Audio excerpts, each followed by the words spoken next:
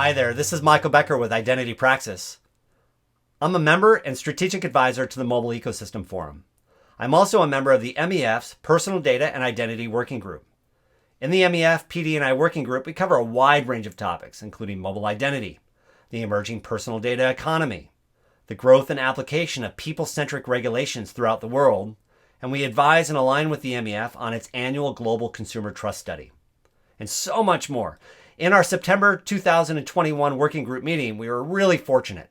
We had Cameron DeBrosi, the managing director of Liminal, share with us his thoughts and insights on the current state of the mobile identity infrastructure market and how companies and governments throughout the world are leveraging mobile identity to serve the connected individual. In addition to his thoughts as to where the industry is today, he also shared with us his thoughts on where it's going. And so without further ado, here's Cameron DeBrosi and his prepared remarks that he shared with the working group on the state of mobile identity. And let you talk about your organization. Sure. For those of you who have not known me, you may have, or for those of you who do know me, rather, you may have known me as part of One World Identity. We actually just launched a new brand called Liminal the past week. So if you have heard anything about One World Identity is now Liminal.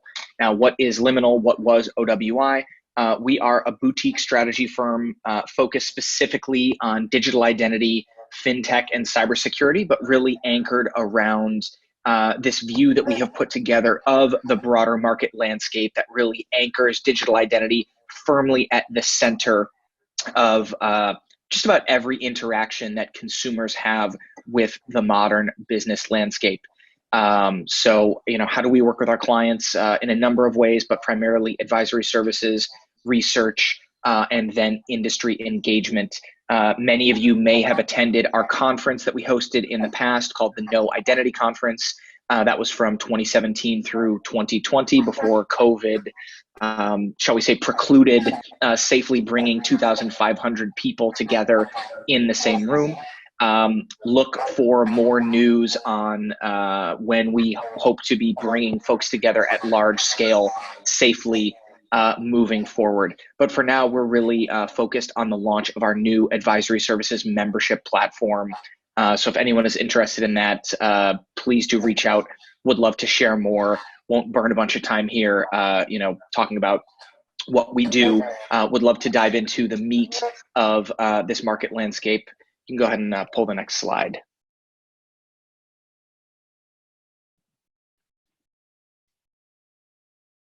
And just a quick plug here again, here are some of the amazing companies we've worked with.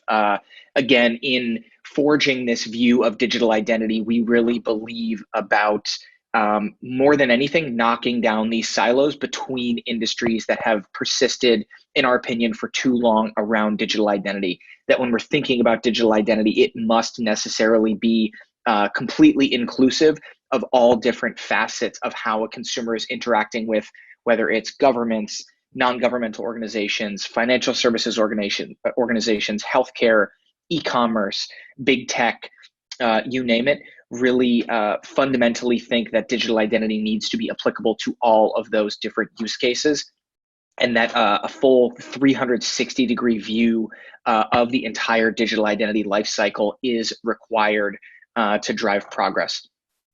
So without further ado, next slide, please. And we can take a look at this landscape, colloquially known as the honeycombs, after a number of our clients have called it the honeycomb, so that has stuck. We have leaned into that. Now, what are we looking at here? Each of these different solution segments is nestled together, positioned on this map with relative positioning in accordance with how these segments come together to address different use cases across that digital identity lifecycle.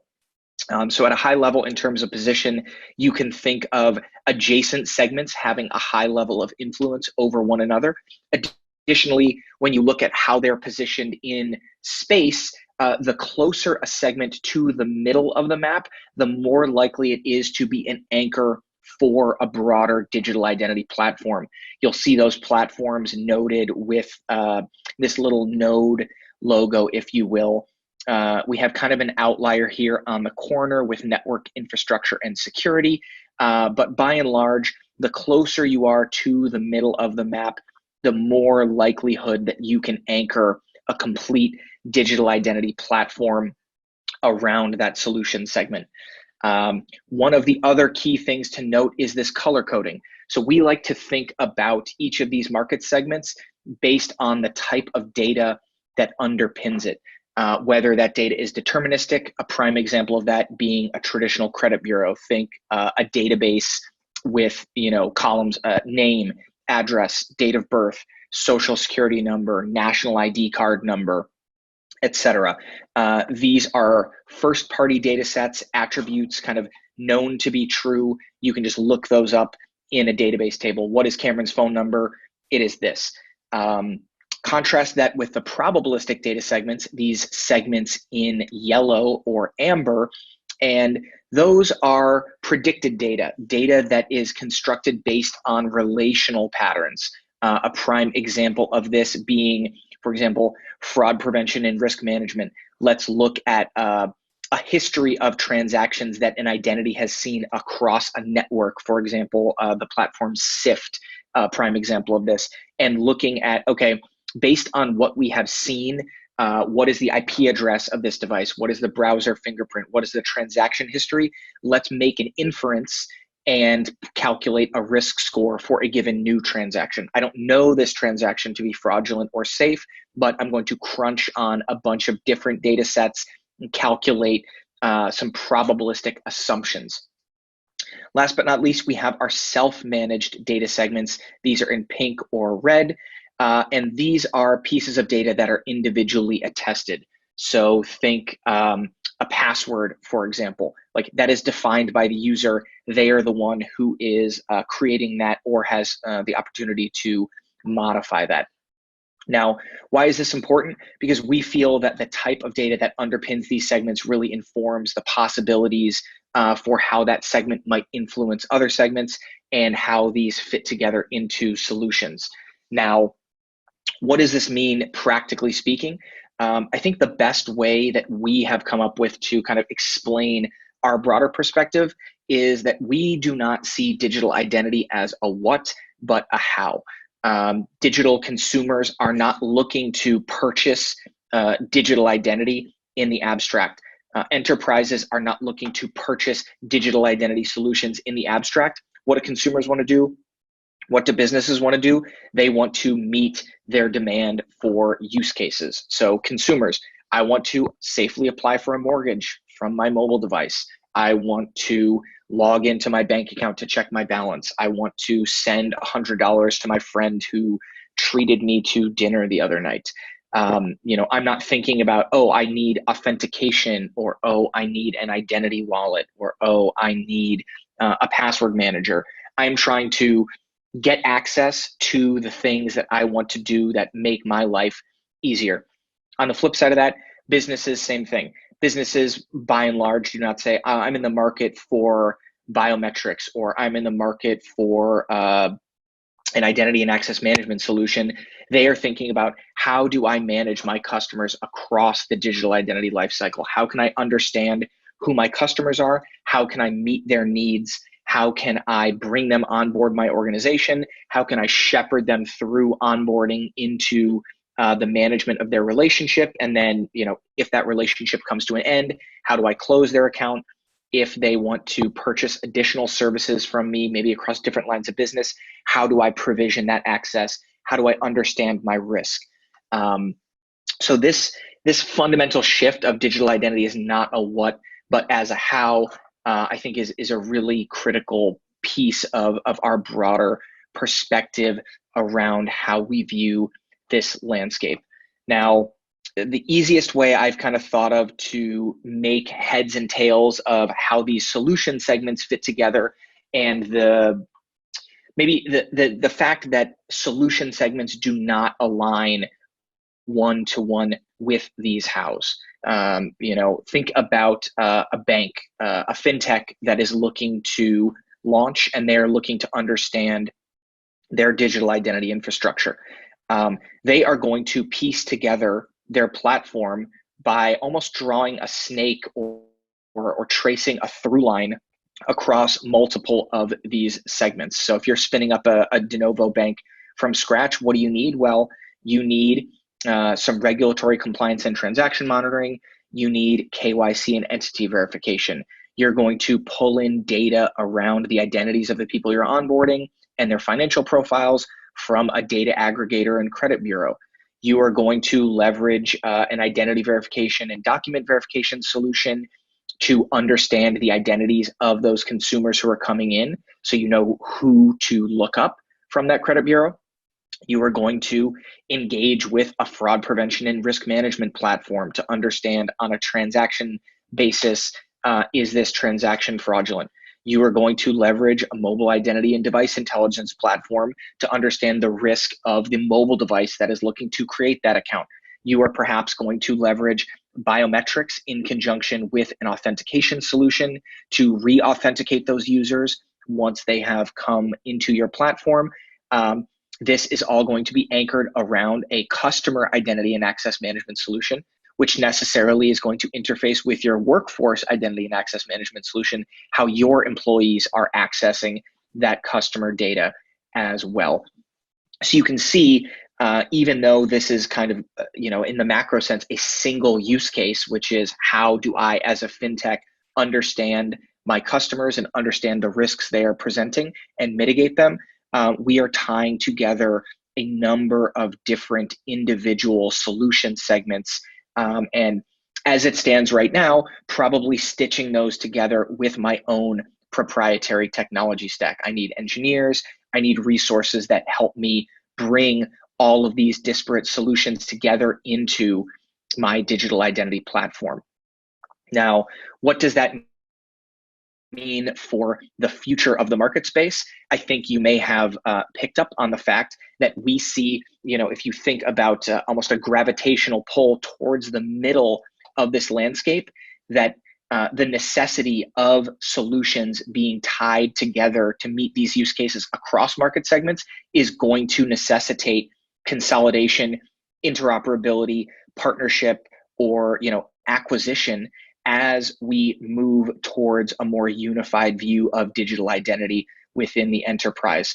I think just in looking at what we've seen in terms of transactions in the past 6 months alone, you are beginning to see some of these transactions, bring this gravitational pull into the forefront. You see Okta, a customer identity and access management and workforce IAM platform, buying Auth0. You see identity verification and document verification platforms merging with fraud prevention and risk management platforms. You see Equifax, the data aggregator and credit bureau, going out and purchasing Count, an adjacent market segment. So as we think about how these enterprises are viewing the future of this landscape, you can start to call out trends that show this inward pull as solutions become necessarily more intertwined to meet these use cases. Cameron? I think I'm back. Yeah, you're back. See me again? Yeah, booted there for a second. I wanted to double click on, given the audience here, this notion of mobile identity and device intelligence. We at Liminal really do feel like there is a tremendous opportunity for the role that mobile identity has to play in the stitching together of these very diverse market segments towards a more unified solution. If you look at where we have this positioned on the landscape, it is really almost this anchor point, if you will, or as we call them, a golden cog between identity and access management, so how users are able to provision these facets of their identity, but it's adjacent to authentication, to biometrics, to identity wallets, to identity proofing, to fraud prevention and risk management. And I think that's no coincidence. We really see the mobile device as playing an almost irreplaceable role in terms of this linkage between a physical person in live space or meet space, you might say, and the digital realm. Consumers remain highly engaged with their mobile devices. The velocity of the signals coming out of these mobile devices and the mobile ecosystem remains tremendously high. If your device is compromised or stolen as a consumer, you are probably more likely to notice that mobile device is missing or malfunctioning more quickly than any other device in your life because of that central role. And that makes this a tremendous leading indicator from a risk signal perspective for these platforms that are looking to know, hey, Cameron is trying to do a transaction within my ecosystem. Can we query his mobile network, understand, has this device changed? Did he switch his cell phone over to a new device within the past day? That's really going to heighten the risk. Is the geography of where this device is located matching with the patterns of Cameron's life? Do we understand him to be in a place that he should be? All of these signals are really, really critical in forging this connection between the digital and the physical realm. And we feel that mobile identity is in many ways irreplaceable in this regard because of the velocity of those signals kind of coming out of the mobile ecosystem.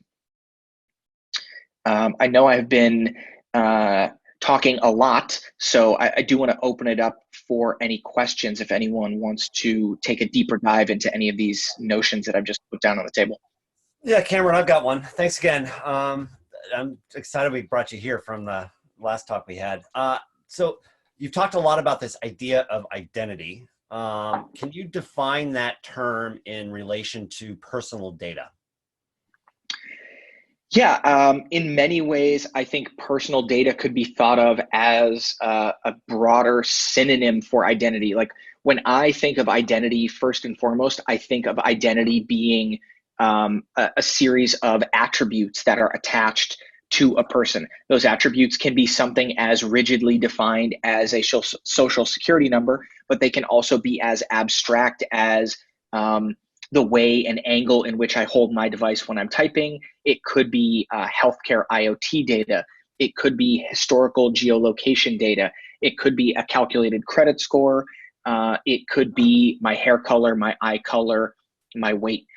So whether it's something immutable like my fingerprints or my DNA, or something more transient like where am I at this particular moment in time, I think you can think of identity as each and every one of those data elements. And why this is so fascinating to me is because the weight that every person attaches to each one of those identity attributes, the meaning, how well they want to protect it, whether they're willing to share it, is something that is deeply personal and nuanced, has a number of both personal and cultural factors.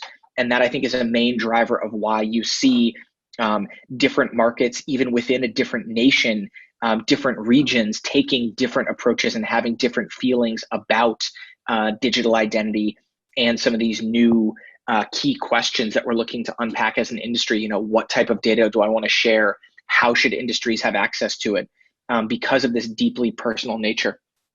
Yeah, and again, if you think about it, it crosses that deterministic to probabilistic. So for example, in your immutable term, that could be deterministic in the sense that I know a username and password, I know it's you, I know your biometrics, versus the probabilistic of we take up all of these different attributes to guess or correlate who you are. And frankly, given enough attributes, you can, with near certainty, get it right. But if you have fewer attributes, you'll have less correlation. That be appropriate assessment?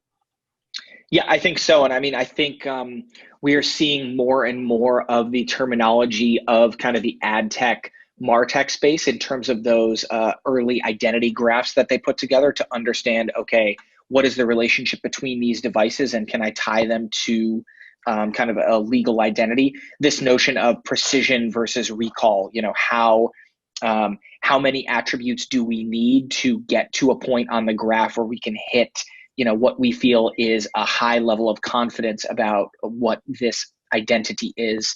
And I think that's no mistake. We're continuing to see this market segment of identity graphing and resolution kind of push inwards towards the middle of this landscape. and some of these concepts that, again, were pioneered specifically for marketing and advertising being brought to bear for different identity applications because of the power of these graphing and resolution technologies.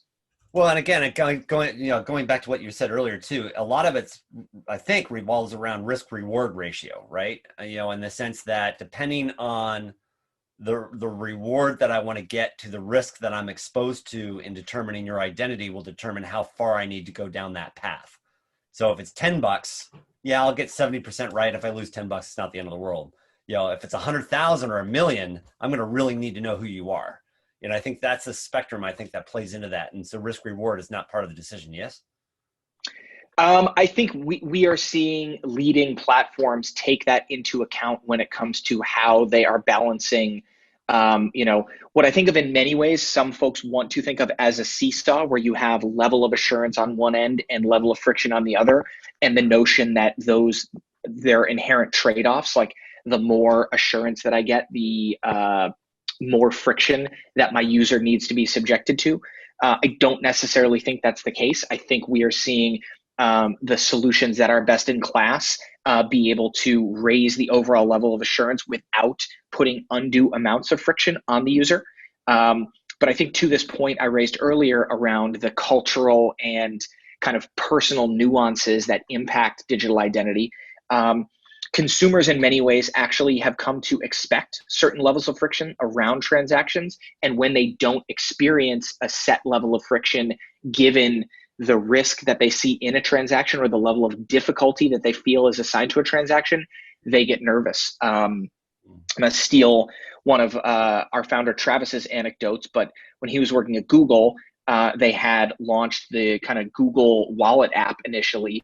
And when folks were clicking the button to send money and initiate a transaction, as the app was originally designed, it just went through immediately. There was no loading screen or pinwheel or something like that. So you'd click the send button and it would immediately say, congratulations, you just sent $500 to Michael Becker. And folks were actually double and triple sending money because they didn't believe that it could happen instantly. In their mind, there's like a pneumatic tube full of dollar bills whooshing around some Terry Gilliam-esque warehouse somewhere. And the fact that it happened instantly meant they felt it didn't work. And so they actually had their engineers build in some purposeful lag on between the button press and the transaction confirmation to make people think something is happening. And you see that as well in terms of the level of friction that folks are presented with when doing high value, what you might consider to be high risk transactions, where platforms will actually put in more friction than is necessary for their own risk tolerance at a platform level, because consumers, want to feel protected by the friction that they jump through, even if the platform has a good idea that they are who they're claiming they are. Yeah, and by the way, one more observation, then open it up to the floor. First and foremost, happy to have anybody send Michael Becker $500. So at Identity Praxis, go for it. Happily take it. Flip side though, on that, the balance between, I think the key there that you talked about, this like friction element, I think that's the big difference between like the master symphony and the high school band, right? In that it's not that the big companies need to actually do a lot of work to make that frictionless experience look easy, and so I think that's a really important idea, that in order to have that omnipresent experience for your audience, there's a lot of choreography and a lot of conducting that needs to go behind the scenes to really make that come across seamless. And I think that kind of difference between symphony and high school band is a nice analogy there. Yeah, that's, we didn't plan this, but that's a fantastic setup. If you were to ask me what is my, Cameron D'Ambrosi's buzzword of 2021 thus far, I would say it is orchestration. The platforms that we are seeing raise tremendous amounts of money and drive, unicorn plus valuations are the platforms that enable orchestration. Now, what do we mean there? It's funny that Michael brought up this analogy of an orchestra, but orchestration, we define it as the ability to sit on top of a very diverse set of data sources, a diverse set of inputs, and orchestrate between them, seamlessly ingest whatever data points and identity attributes we need to facilitate a given transaction while optimizing for cost, optimizing for friction, optimizing for internal process efficiency, and deliver value to the end consumer by finding that best path forward. And then on the enterprise side, this notion of orchestration also helps them build in redundancy in the case of an outage rather. It helps them minimize their engineering integration costs because you can have a single point of integration that still gets you a global reach. So when you want to launch in new markets, you don't need to re-architect your entire platform. And also builds in a high degree of flexibility when these winds change and when a new digital identity attribute, method of authentication, biometric modality becomes available. You can seamlessly integrate that in to your platform without, again, having to re-architect the whole thing. So funny that you brought up the orchestra, because I think orchestration is one of the most critical pieces of technology that we're seeing impact this landscape this year. Hi there, it's Michael again, and I hope you enjoyed that session as much as I did. I thought Cameron was absolutely fantastic. For MEF members, if you really enjoyed it, you're going to love the member-only Q&A we had following Cameron's prepared remarks. Go ahead and log into the MEF website, go to the PD&I working group section of the site, and then look at the September working group meeting recording. If you're not an MEF member, I encourage you to become one and to join the PD&I working group and then work with us to help steward the industry forward as we look to the evolving application of personal data and identity throughout the world's economies. Well, with that, I hope to hear from you soon, and if you have any questions, please reach out to us. Thanks again. Bye.